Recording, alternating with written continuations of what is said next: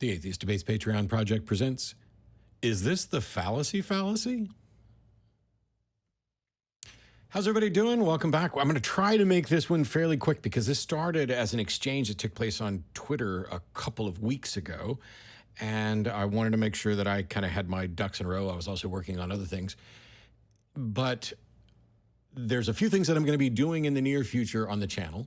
And that includes going back to some of the foundations about logical arguments and fallacies and things like that that can be useful, because I think at some point, even a refresher is fine, but also there aren't any atheist debates videos that actually go into logical fallacies and cover this in the kind of detail that I think it really needs. But what happened recently is I saw a tweet from Michael Jones, who I've debated. He tweets as Inspiring Philosophy. And he said, reading comments from physicalists on my newest video really makes me more confident physicalism is false. And I replied that this doesn't seem any more sound than concluding that Christianity is false because of comments from Christians. Your confidence metric is unsound. Now, I thought he was joking. Legitimately, when I saw the tweet, I thought it was the sort of hyperbole that myself and other people have engaged in that's not to be taken seriously. And that's the direction I went. It's the reason I figured, genuinely, when he's like, man, I've been reading comments from physicalists on my newest video, and it really makes me more confident that physicalism is false. And I expected that when I pointed out, hey, that's some really bad epistemology there, that what I would get in response from Michael was, yeah, obviously, I'm just kidding. Like, I seriously thought that that is exactly what was going to happen. And I was wrong. He was actually serious. And so as I tried to explain why he was essentially committing the fallacy fallacy, and that his epistemology was somewhat flawed, it didn't go particularly well. Because I realized right off the bat, when he posted his follow-up, that he was being serious. Because he said, you must be trying hard to interpret what I said in the least charitable way. Nowhere did I say or imply that mere comments from physicalists mean physicalism is false. I'm obviously referring to the lack of sound arguments in their comments, which merely adjust my confidence. Now, he's defending himself against a charge of committing the fallacy fallacy. For those people who aren't aware, let's cover that really quickly.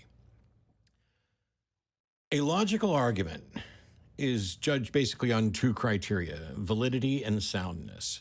Validity addresses the structure of the argument. Is this the type of argument where if we put true premises in, we will get a true conclusion? Is the structure such that no matter what we put in, we're going to have a valid structure so that premises naturally lead to a conclusion? Soundness is the treatment or the evaluation of the actual content, the subject of the argument. So is your first premise accepted? Is your second premise accepted? If it's rejected, then we have an unsound argument.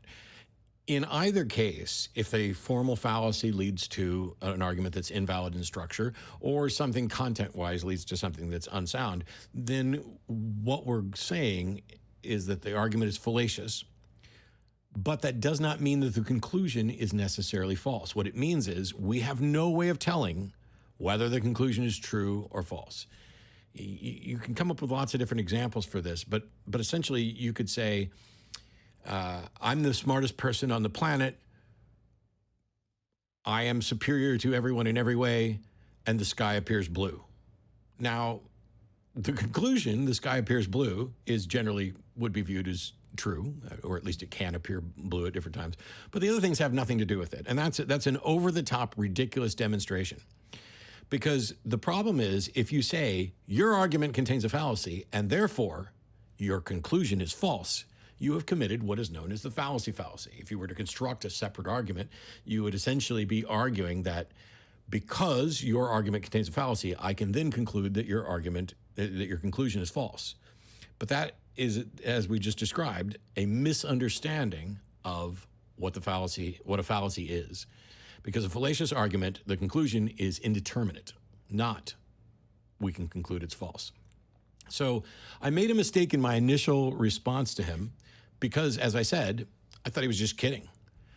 I have said things in jest that it's like, I think that a diet without meat does damage to the brain, and this is based on the fact that a handful of ethical vegans have presented such terrible arguments that I think that there must be some vitamin deficiency or something like that. You could do that. And by the way, I'm not remotely saying that, although the vegans are going to come after me no matter what I do, despite the fact that I'm mostly vegan already.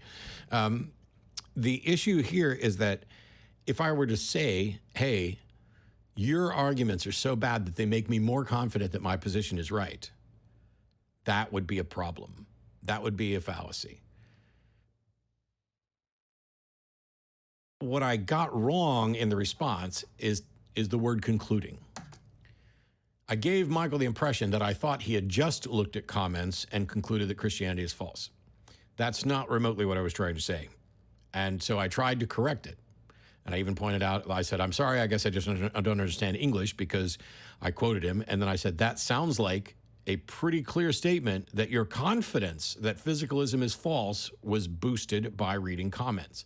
So here I am trying to correct it. I initially said concluding, and then when he pointed out I wasn't reading very charitably, I reread it, rewrote it, so that it's what I was saying is, it seems like he's saying that his confidence was boosted by bad arguments from the opposition. So if he says that I'm being unfair and uncharitable, and I point out that what he's written reads like he's saying that his confidence is adjusted, and then he still suggests that I'm misreading it, I don't know what to do. Because as far as I can tell, that's straightforward. He's claiming that reading comments from physicalists makes him more confident that physicalism is false. But he wants to make it clear that he's not merely using those comments to reach this conclusion. The problem is it doesn't matter. If a bunch of people show up with really bad arguments against your position, that should not make you even the slightest bit more confident that your position is correct.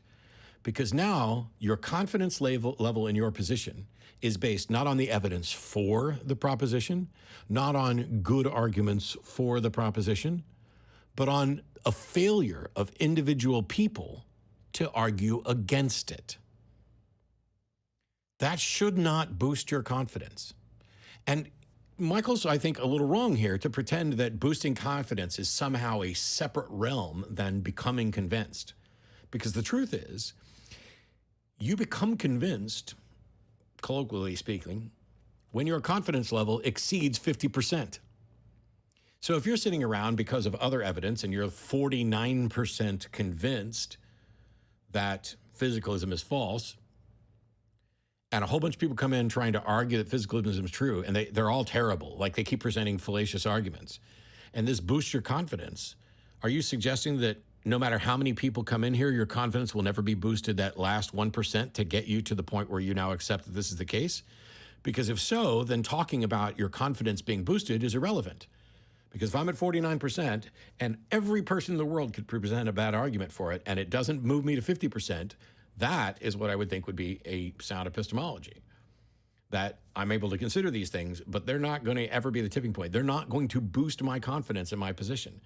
Because no amount of incorrect, flawed arguments against a position will ever, should ever, serve to boost your confidence in that position.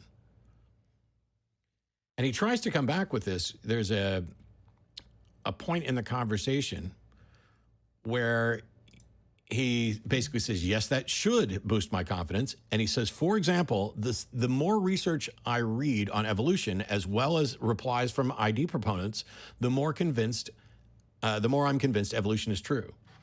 So what he's saying is, yes, people making bad arguments against it should convince me. So Michael is claiming that he's more convinced that evolution is true as intelligent design proponents make more and more bad arguments against it. And so what he's essentially saying is that he's okay with the fallacy. He's arguing right here in the tweets. It takes a little digging in and understanding it. But he's arguing that because the comments are attempted rebuttals and the replies are incoherent or flawed, that makes him more confident that his position is sound. This is flawed epistemology. This is foundationally broken, because we have here a person who's intelligent and well-educated and seems to largely understand logic, who is saying that bad arguments against a position he holds boosts his confidence that his position is correct, which means instead of having his confidence boosted by positive evidence and argument for a position, instead, or in addition to that, he's having it boosted by bad arguments against the position. As if these negatives, somehow a negative of a negative equals a positive. And that means that if let's say it only boosts his confidence by 0.5%, like each bad argument from somebody boosts his confidence by 0.5%, that means 200 bad arguments in the absence of anything else would make him 100% confident. Oh, wait, is Michael suggesting that there's some other way of calculating this? That maybe confidence is somehow separate from belief? Because I don't understand that. I don't understand how someone can say, I believe this, and when you say, how confident are you, that they're not giving you a measure of how confident they are in that belief. And if their confidence is being boosted by people making bad arguments against their position, then that means that their confidence is falsely boosted. Their confidence level, this is one thing about, street epistemology and talking to Anthony Magnabosco and others. If you ask someone how confident they are in their belief, they have a reported confidence level, and then they have an actual confidence level. And whether or not their reported confidence level and actual confidence level line up is a separate issue. And so you could have a conversation with someone and you could point out, you've been falsely boosting your confidence level in this position, and you need to consider that. And then you'll say, oh, yes. Now that I think of it, maybe instead of being 99% sure that God exists or 100% sure that God exists, I'm only 74% sure that God exists. But I genuinely thought when we started this conversation that what was going to happen was I was going to say, hey, this isn't a sound epistemology. And he's like, I know that. I genuinely thought that this was, because Michael and I got along. We had a good debate. We had a good discussion. But what happened instead is that he just basically, every time I would say something, he'd say, oh, you're not listening to me charitably. Here's what you typed. Here's what I'm reading. Where am I getting it wrong? Well, if you're just going to, not read things charitably, he said it a couple times. I don't see any other way to understand that, because if you're reading comments against your position and how bad they are serves as something that boosts your confidence that you're correct, that's not epistemology, that's self-deception. That is a confidence game that you're playing with yourself. So con artists do everything in their power to falsely boost your confidence, using fallacies and other things to get you to trust them so that they can take your money. And if you're going to play a confidence game on yourself, and you're going to sit there and say that, wow, look at all these bad arguments against my position, clearly I'm really must be more confident that I'm correct. I was convinced before, but now I'm even more convinced. Then that means that if you weren't convinced, this could have been the thing that convinced you. Your confidence level shouldn't be adjusted by fallacies against your position.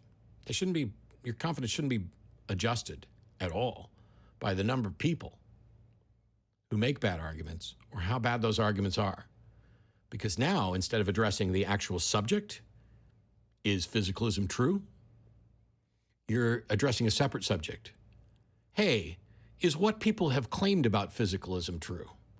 And now you're using that to boost your confidence in the primary question.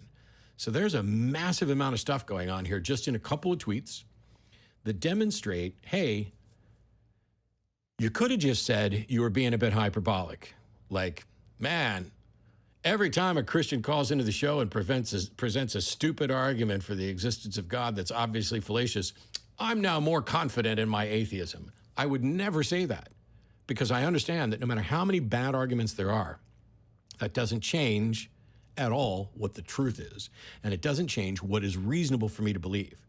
The problem is if you have a paradigm that involves forcing yourself, in some cases, to believe someone who you find trustworthy, which is the case of most theists who are going to advocate that, I believe Jesus rose from the dead because I find the gospel authors reliable. And so if your epistemology just means that you can make intuitive leaps to outlandish claims just because you find someone trustworthy, and if your epistemology suggests that if this weren't true, people wouldn't have bad arguments for it, or if this were false, people wouldn't have arguments against it that were bad. If that's the way your epistemology works, then yes, you're going to find your confidence boosted based on how many village idiots you argue with. And none of that gets you any closer to understanding or being able to demonstrate or having a rational justification that your position is actually true. And this is the case whether we're talking about physicalism, where Michael and I may or may not disagree, I'm not sure, or evolution, where I'm less convinced that we disagree. This is a sort of bias. I have my position. You argued against it. You argued badly. Now I'm more confident in my position. That should never happen. And it would have been really easy if he just said, hey, I was being a bit hyperbolic. I was exaggerating a little bit. Obviously, I don't think like this. But he didn't. He doubled down and he tripled down, and he suggested that I just wasn't reading him charitably without ever presenting any sort of argument for why his epistemology sound. And, well, I don't have as much interest in that sort of conversation. So I basically told him to pack sand, although in other language. The thing is, I don't dislike Michael at all, but if I can't point out a fallacy on Twitter without someone basically just saying either I'm too stupid or uncharitable in my reading and offering no explanation beyond that, even when we've engaged on serious matters, then I guess the next solution is to go ahead and do a video and put it out. So is this a fallacy fallacy? Kind of.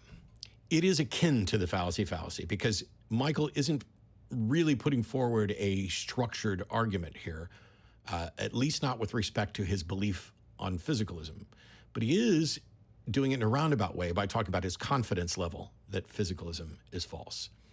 And that means that the fallacy, if we were to put his claim here into an argument structure, the fallacy is there. And it's a fallacy fallacy to suggest that because people are really bad at arguing against your position, you should be more confident in it. If that's the case, I would be the most confident atheist on the planet, because I doubt you can find too many people who have had more conversations with more bad arguments on behalf of theism than me. We'll see you next time. Bye-bye. This video is made possible by supporters of the Atheist Debates Patreon project. You can find more information and add your support at patreon.com/atheistdebates.